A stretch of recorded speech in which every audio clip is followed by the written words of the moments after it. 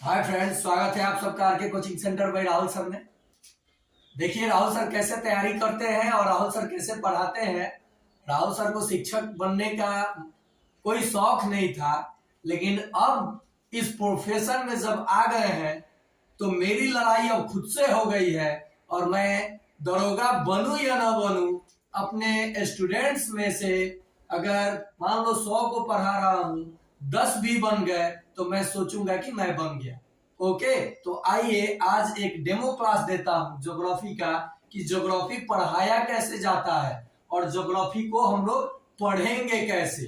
Geography geography जो है, आप जियोग्राफी बोलते हो, अरे भूगोल समझो ना, कि भूगोल की पढ़ाई हम लोग करेंगे कैसे और भूगोल को अपने अंदर लाएंगे कैसे। ये आर्ट्स है, मैं मैथ साइंस का टीचर, टोटल सब्जेक्ट होगा आपका।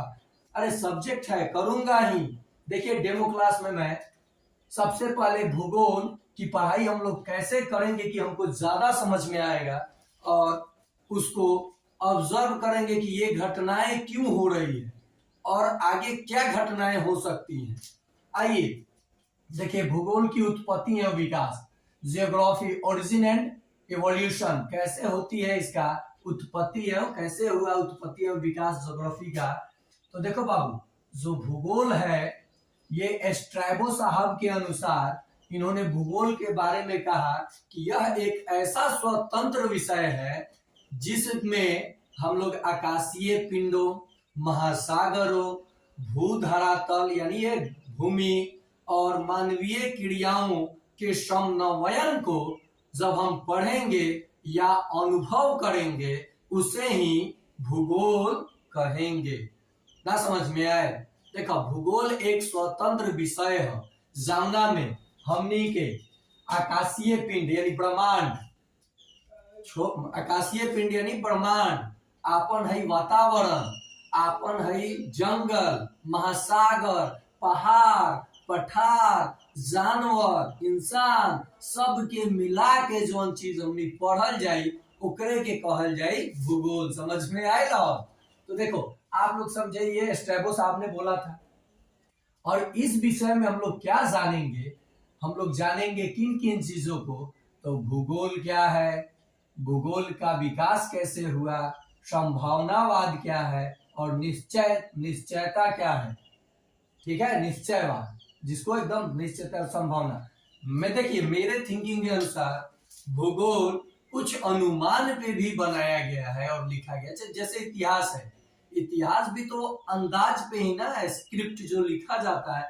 मान लीजिए कुछ इवेंट हुआ, उसमें क्या क्या संभावनाएं उत्पन्न हुई होंगी, ये हम लोग इमेजिन कर सकते हैं कि हो सके कि ये हुआ होगा, हो सके कि ये हुआ होगा, उसी के आधार पे किताब लिखा जाता है।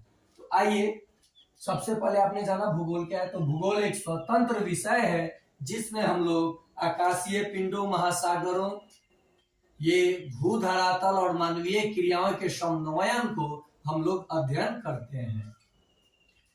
ये जो भूगोल है ये जियो और ग्राफोस से मिलकर बना हुआ वर्ड है, इंग्लिश वाला। जियो का मतलब होता है पृथ्वी और ग्राफोस का मतलब होता है वर्णन। तो दोनों को जब मिला दोगे तो पृथ्वी का वर्णन क्या हो जाएगा? भूगोल हो जाएगा। और कुछ भूगोलवेता के द्वारा ये भी कहा जा सकता है कि भूगोल वैसा विषय है जिसमें पृथ्वी को स्वर्ग के रूप में देखा जाता है। तो ये हो गया आपका कि जियोग्राफी कैसे बना और ये जियोग्राफी किन वर्ड से बना है और उसका अर्थ क्या हुआ, समझ गए। अब देखिए भूगोल का विकास, आपने ओरिजिन कहां से हुआ, कैसे हुआ, ये सब हम सब सीखेंगे। ये क्या है, ये स्ट्रैबो साहब को सीखे। अब देखो बाबू, ये जो पिता है इरेस्टोस्थनीज, इसको कैसे पढ़ेंगे? पूरा को अगर एक बार नहीं पढ़ा जा रहा है तो इरेस्टोस्थनीज ऐसे भी बोल सकते हो। इरेस्टोस्थनीज भूगोल के पिता कहे जाते हैं, लेकिन कुछ भूगोलवेता हिकेटियस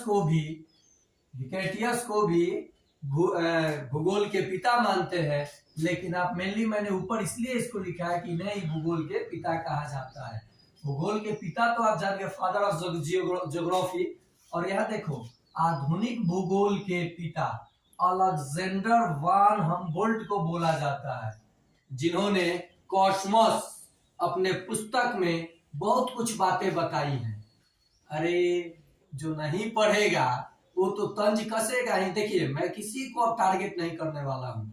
मैं सोचता था कि मैं अपना और सब्जेक्ट क्यों दिखाऊं कहीं पे, क्योंकि उतने लायक मेरा कुछ नहीं है औकात कि मैं किसी का औकात देखूं। लेकिन जब मेरे ऊपर उंगली उठेगा तो मैं अपना हुनर और अपना जो नॉलेज है सभी बच्चों को दूंगा, और उन्हें मैं कोशिश करूंगा मैं कुछ बनूं या ना बनूं, वे जरूर बने, और वे बनेंगे तो लगेगा कि शायद मैं बन गया हूं। यह है एक शिक्षक की अहमियत। मैं तो खुद बोलता हूं कि मेरे में शिक्षक का कोई गुण नहीं है। आप मेरे साथ बहुत लोग काम करते थे स्कूल में, मैं बताता था कि मेरा लक्ष्य सीटेट नहीं है, पता कर लीजिएगा, मेरा लक्ष्य सीटेट नहीं था। सीटेट तो गलती से मैंने निकाला क्योंकि किसी ने मुझे हंसा था कि सीटेट निकल नहीं रहा है, 2 बार दिया था नहीं निकला था, क्योंकि मैं उसको पढ़ ही नहीं रहा था। मैं तो कुछ और पढ़ रहा था ना, क्योंकि मुझे कुछ और, फेल होंगे पास होंगे तो बाद की बात है। तो मैं ये नहीं कर रहा था, मैं दूसरा चीज कर रहा था। लेकिन 1-2 बार जब मैं फेल हुआ ना, फेल क्या हुआ मतलब 1-2 नंबर से मेरा रिजल्ट नहीं हुआ, तो मैंने इसको मात्र 1 से 1.5 महीना पढ़ा, और एक अच्छे दोस्त ने मुझे सपोर्ट किया, जो एक मेरा छोटा भाई की तरह और मुझे अपने फैमिली की तरह मानता है। वो है मनीष सर, जिन्होंने मुझे कहा कि सर इस बार निकल जाएगा, आप दीजिए। मैं नहीं जा रहा था देने एग्जाम, लेकिन उन्होंने मुझे मोटिवेट किया, बोला कि सर दीजिए ना, निकल जाएगा। मैं दिल्ली नहीं जा रहा था, लेकिन गया, बोला चलो देखते हैं। लेकिन तैयारी किया, वो बोले कि 1 से 1.5 महीने 1-2 घंटा निकाल के पढ़ लीजिए ना, हो जाएगा। सही में पढ़ा और हो गया। Thanks Manish sir. अब देखिए ये जो चीजें हैं, और देखिए उनको भी थैंक्स जिन्होंने, शायद जिनके वजह से हो सके कि मैं आगे बढ़ूं, तो उनका भी थैंक्स और धन्यवाद करूंगा कि आपने मुझे पहचाना नहीं सही से। अगर आप पहचाने होते तो आप मेरे साथ ऐसा नहीं करते, और मैं भी आपके साथ ऐसा नहीं करता। आप भी पर्सनल नहीं लीजिएगा, मैं भी पर्सनल नहीं लूंगा आपको, वादा है मेरा। क्या दुश्मनी है आपसे मेरा, आप भी इंसान मैं भी इंसान। समझ गए? आप तक ये वीडियो जाएगा, आप देखिएगा, आपको एक दिन जरूर एहसास होगा कि आपने गलती किया है। और हाँ, मैं भी गलती करता हूँ। मैं कहा करता हूँ कि मैं, गलतियां हर इंसान से होती है, लेकिन गलतियों को आप सुधारिए। गलतियां पे गलतियां, तो ये तो बर्दाश्त से बाहर है।